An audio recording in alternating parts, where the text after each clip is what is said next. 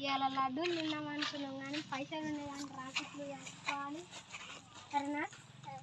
మరి ఎట్లా పైసలు వసూలు చేసుకోవాలి. ఎవరైనా దొరికితే వాళ్ళతో రాకెట్లు ఆటిస్తున్నాం.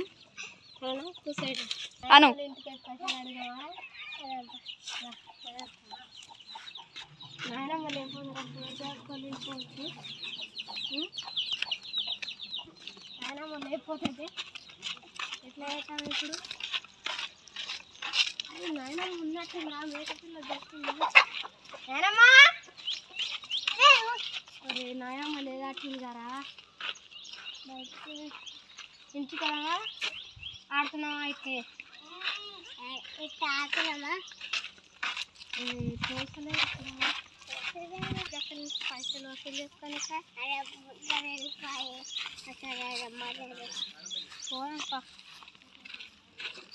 పోదాం.